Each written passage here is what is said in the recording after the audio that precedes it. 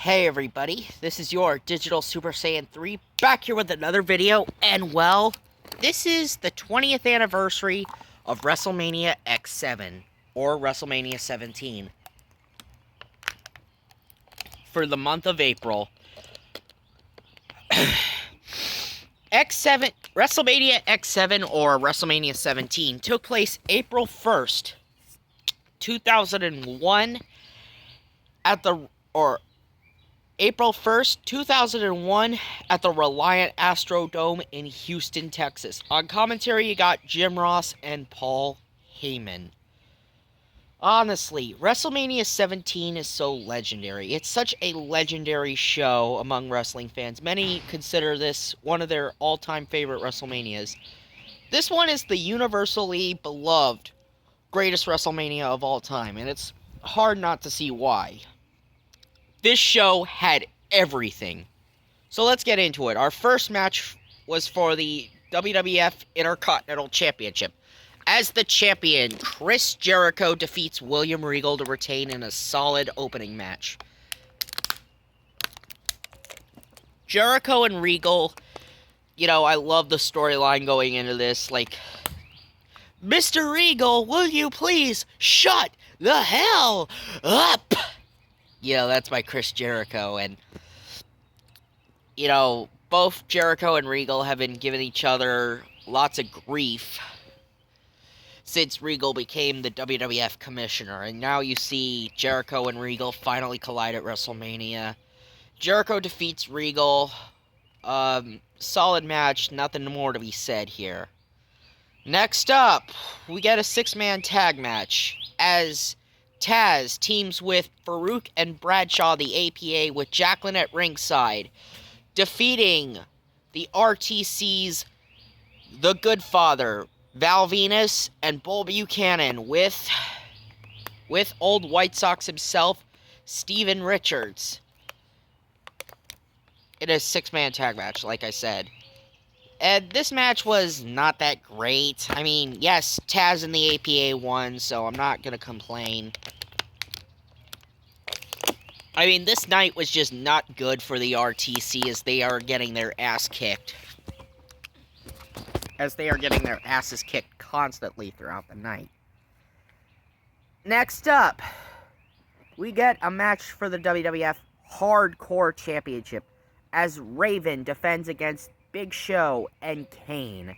And I gotta say, out of all the matches that the Hardcore title has been featured on for WrestleMania, this was actually the best match that the Hardcore Championship was featured on for a WrestleMania, because the Hardcore title at WrestleMania didn't exactly have a good track record. I mean, you had the Hardcore Battle Royale a year prior at WrestleMania 2000, which was a big cluster. You had that unbelievably bad triple threat hardcore match at WrestleMania 2000 or at WrestleMania 15. And do I even need to say something about WrestleMania 18's hardcore title match? Yeah, third time was the charm, as Big Show, Kane, and Raven just destroyed the backstage area. I love how they took full advantage of the Falls Count Anywhere stipulation that the hardcore title did. I mean, a triple threat match makes more sense than an entire battle royale for this title. Anyway, yeah, my man Kane wins the Hardcore Championship, and I'm actually happy Kane won, because I was a huge Canaanite fan back in the day. I love Kane. Nowadays, I'm more of an Undertaker fan than I am a Kane fan, but I still love Kane nonetheless. I still love the Big Red Machine, and I'm also going to say, yet again, congratulations, big guy. I'm happy that you're going into the Hall of Fame this year. I'm super excited that you actually got to be put in the Hall of Fame. So, love you, Kane. Big shout out to the Big Red Machine. Next up, we have the late, great Eddie Guerrero with Perry Saturn at ringside, defeating Test, the late Test, to capture the European Championship. So, this was Eddie's second WrestleMania appearance. And yes, Eddie has actually won at 2 WrestleManias, 17 and 20. Eddie's track record, he's had a win-loss. He's actually had 3 losses at WrestleMania and 2 wins, which he's competed at 5 different WrestleManias. Eddie lied, cheated, and stole his way to victory when he had help from Perry Saturn, and even Dean Malenko came out to cost test the European Championship. So Eddie won the European Championship, so I'm actually happy Eddie won. So I don't mind that Eddie was the European champion. So I mean, because he would go on to move on to bigger and better things after his reign as the European champion. Next up, we get a really good wrestling match as Kurt Angle and Chris Benoit collided in a really good, technically sound wrestling match. Now, as a fan looking back at Benoit and Angle, I gotta say, I loved the chemistry between Angle and Benoit. I loved watching the matches between the two of them, and I just loved every ounce of in-ring uniqueness that the Benoit and Angle rivalry had. And this one, this one definitely was a hidden gem amongst their best matches. I mean, yes, they would go on to have the Ultimate Submission match at Backlash 2001 following this, and then their 2 out of 3 Falls match at Judgment Day. I also got to give a mention to their Royal Rumble 03 match as well, but this was also another fine match with Benoit and Angle. And yes, Kurt Angle ended up beating Chris Benoit by pulling the trunks to get the leverage pin, so Angle won the match, so I'm happy Angle won. Of course, Benoit did ambush Angle backstage and got his revenge. So, it was, I love the storytelling between Angle and Benoit. They always just told a great story every time they went out there. Next up, we got Chyna defeating Ivory to become the women's champion. Now, this was Chyna out for revenge on Ivory after the RTC had broken Chyna's neck. So, Chyna had gotten a contract signing that she wanted the match one-on-one, and the RTC was banned from ringside. So, Ivory does not have any backup. The match, Chyna ended up winning the women's championship, and I'm happy Chyna actually won. So I actually liked Chyna's ring gear that she came out in, this all purple ring gear. I gotta say that was probably my favorite Chyna look for her. I don't know, enough said about Chyna. I love you, Chyna. I loved your ring gear that night. You definitely looked like a superstar, my friend. So another salute to the late, great Chyna. Next up, we get a McMahon family street fight as Shane McMahon defeats his father, Vincent Kennedy McMahon, in a family street fight. Now, yes, this took till 2001 for us to finally get a match that featured Vince McMahon on a WrestleMania card. Yes, Vince has actually had 4 matches at WrestleMania. And this was actually Vince's very first WrestleMania match, and Shane's second WrestleMania. Yeah, Shane got to have a match at a WrestleMania long before his father. And this was Shane's second WrestleMania match, since his first WrestleMania match happened 2 years prior at WrestleMania 15 against X-Pac. But Shane was not fighting for titles. Oh, no. He was fighting for the honor of his mother, after his mother, Linda, had been put through hell by his father, Vince. I mean, Vince drugged her. Vince had been having an affair with Trish Stratus. And Shane did not take too kindly to this. So you had Stephanie in Vince's corner, wearing the daddy's girl jacket. Like, Shane had Vince pinned down on the Spanish announce table. Shane was going to deliver an elbow to put his father through the Spanish announce table. Stephanie pulls her dad off of the Spanish announce table. Shane crashes and burns through the announce table. Then Trish Stratus starts wheeling Linda McMahon out to ringside. Oh, and did I forget to mention Mick Foley was the referee? The special guest referee in this? Yeah, Foley was the special guest referee, and I loved how Foley included himself as the special guest referee. And I loved Foley's referee outfit. You know, he had his own personal referee shirt that was like a custom-made referee shirt that Foley made his own referee shirt, and he had like his Mankind t-shirt underneath the thing. Like, we actually saw, like, we didn't like see the referee vest like buttoned up. It was like partway showing, but you know, only Foley could make that look good. And like, Foley tried to wheel Linda out of harm's way. Vince is like, hell no. He assaults Foley, then takes Shane back into the ring and makes Linda watch as Vince is beating down their son with a garbage can. Then Linda ends up coming out of her seat and kicking Vince right in the balls. We're seeing Vince McMahon's grapefruits get shattered by a kick from his wife.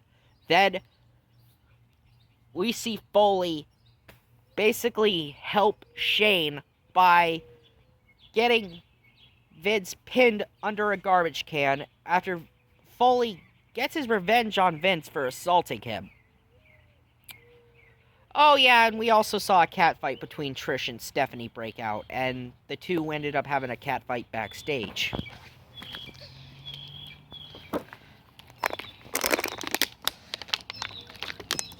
So the match ends with Shane McMahon hitting his father with the coast to coast. Shane McMahon gets the victory and celebrates with his mother. And yet, you also see the WCW guys up in Shane's personal box as they are cheering for their boss.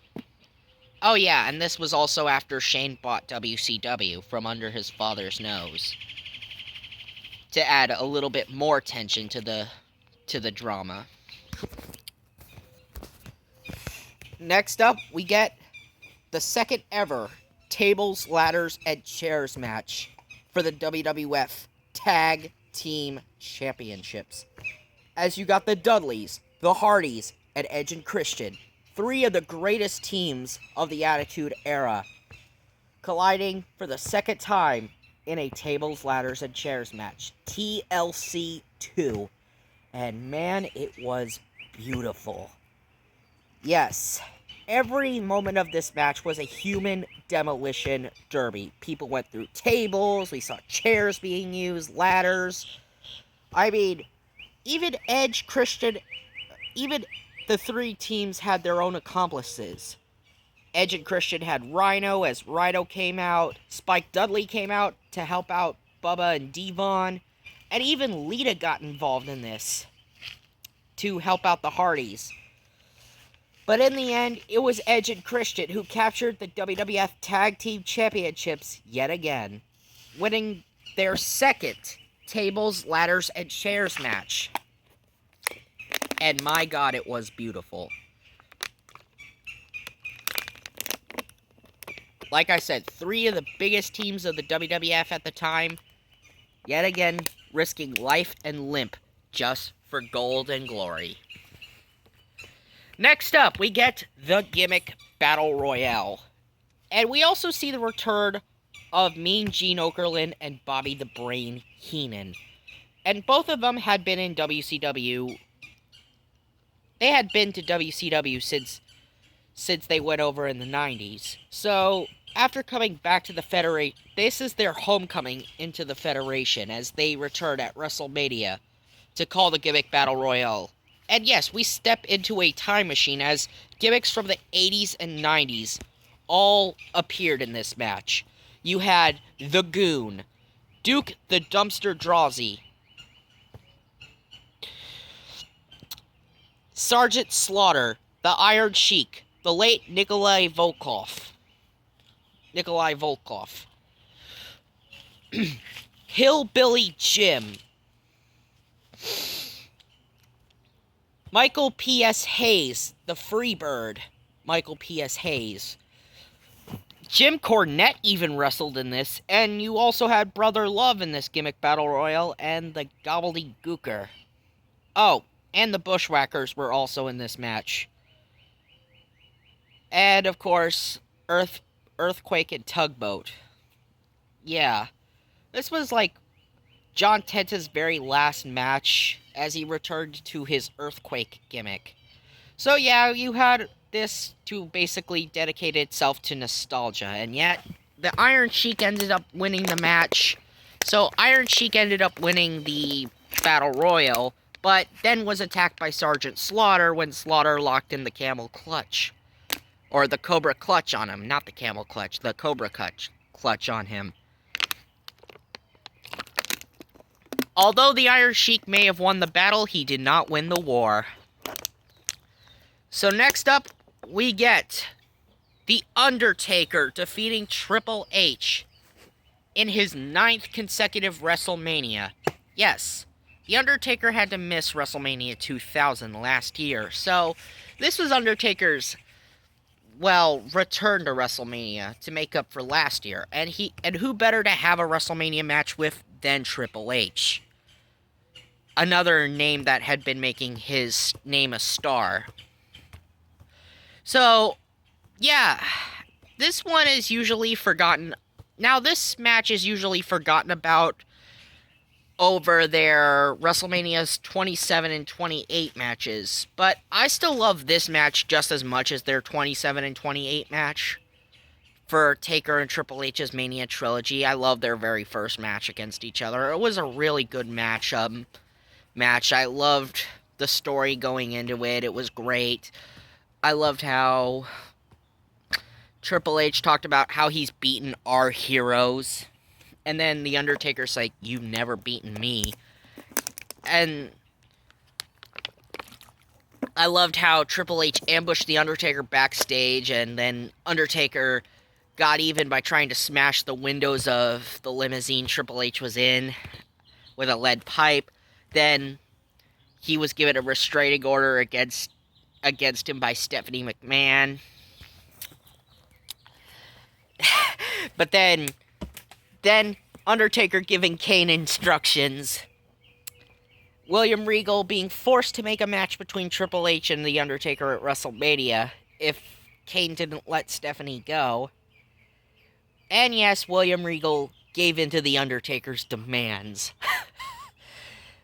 And of course, to add a cherry on top of this Sunday, Triple H even busted The Undertaker's head open. And The Undertaker had stitches in his head, and even decided to destroy The Undertaker's motorcycle by throwing it off the stage on SmackDown. So, the final battle between Undertaker and Triple H here was really good.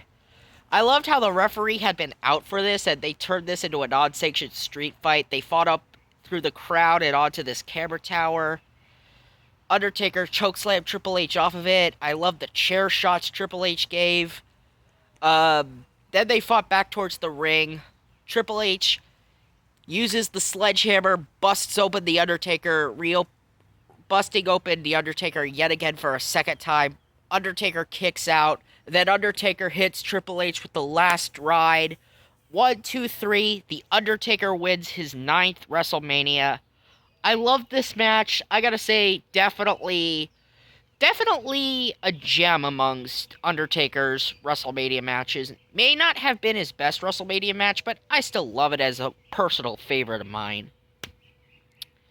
Next up, we get the main event for the WWF Championship. For the second time at a WrestleMania, Stone Cold Steve Austin challenges The Rock for the WWF Championship. And before the match starts, it was made no disqualifications. and I loved every second of this main event. It was awesome. Brawling, chair shots, ring bell shots.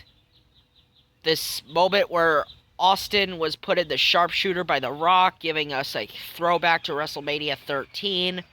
We even see Austin even use the $1 Million Dream, a move that he hadn't used since his days as the ringmaster.